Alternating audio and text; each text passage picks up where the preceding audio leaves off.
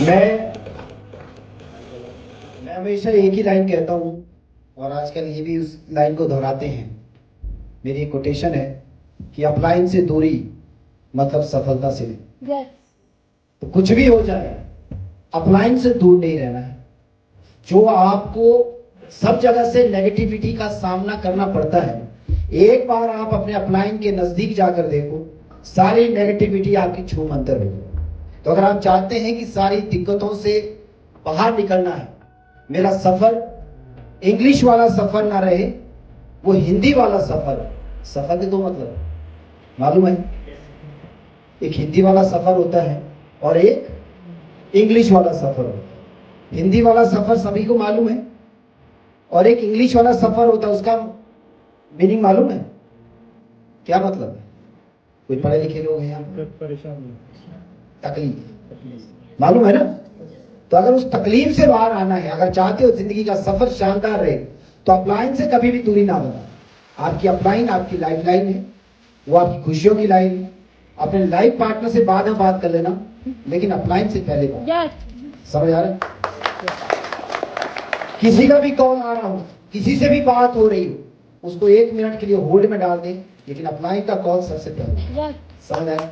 हम ये बात आज से नहीं, जब से हम इस बिजनेस में आए हैं, हम ये मैसेज सबको देते हैं। अगर सतीश ठाकुर को याद हो, सुनील ठाकुर को याद हो, हम हमेशा ये बात कहते हैं कि अपलाइन अगर कॉल कर रहा है तो वो आपकी गर्लफ्रेंड नहीं है कि आपसे गप्पे मारने के लिए कॉल कर रही है, मन बहलाने के लिए कॉल कर रही है।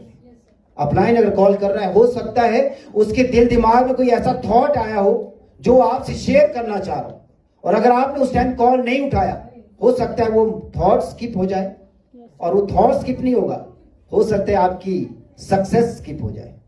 तो अगर आप चाहते हैं कि आपकी लाइफ का जो सफर है वो हिंदी वाला ही रहे, तो उसके लिए आपको अपने अपलाइन से दूरी नहीं बनानी। समझ आ रहा है यार? दूरी नहीं बनानी है। दूरी बना दी तो समझ जाइए फिर आप अपनी सफलता से दूर हो जाओगे।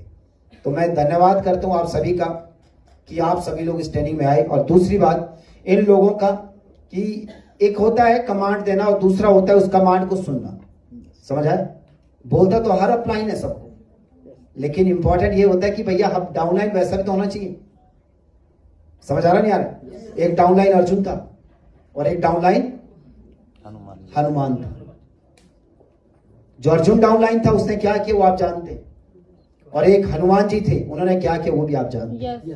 तो डाउनलाइन अगर बनना है तो कैसा बनना है? हनुमान जैसा बनना है कि आज अगर हम भगवत गीता प्रमोट कर रहे हैं, रामायण अगर प्रमोट कर रहे हैं, तो उसमें हनुमान जी तो हैं लेकिन अर्जुन कहीं नहीं है। समझ आया? तो डाउनलाइन तो अर्जुन भी था। तो ऐसे डाउनलाइन नहीं बनना है जो अपलाइन का खून सुखाए, बल्कि डाउनलाइन वो बनना है जो अपलाइन का क्या करे? खून बढ़ाए। समझ आ रहा नहीं आ रहा? तो मैं उम्मीद करूं आगे से ऐसा होगा।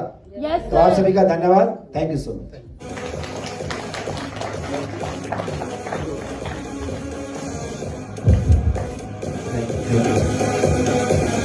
बहुत अच्छा मैसेज मनोज जी ने दिया, और कन्वर्सेशन डेली होती है।